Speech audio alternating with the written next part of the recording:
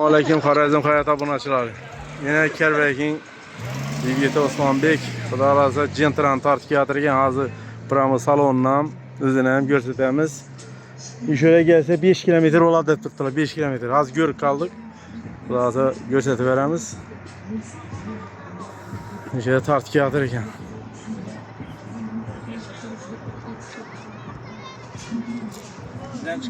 Çıkacak mı?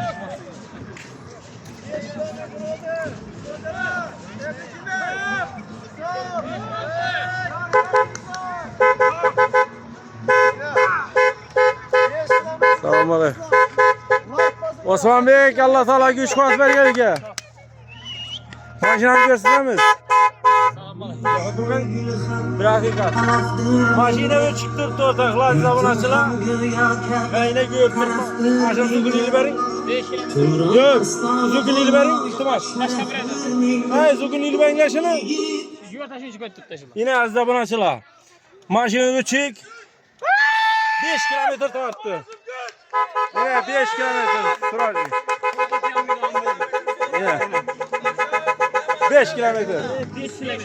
Yalanlar tiyatro işi yok arkasında benim. Hesap. Xorazm optum Gürünçegen Kerbek.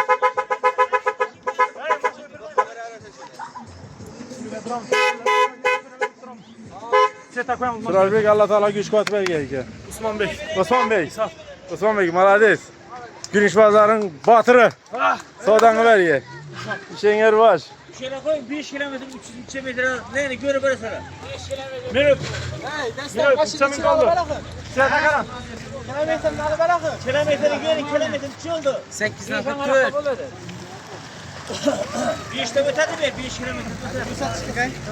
44 8'de. Geldi. Sen takana. Malades.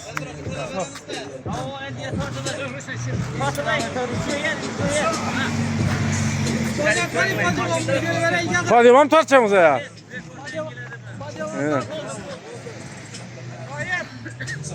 Malades. Osman Bey, malades. Çamut'ta 5 kilometre tarttın indi. 1 saat 14 minutta. Yine. Dere karabı, dere.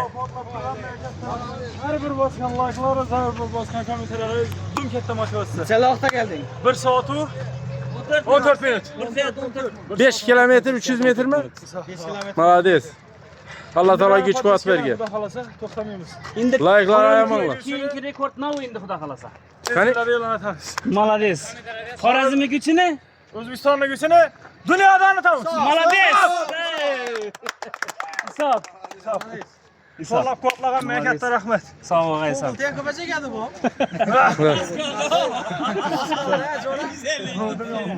Doktamin keyingi. Men tortmaz emas. Sen çıkmadın. Malades. Maşında koltukta duradimi? Su.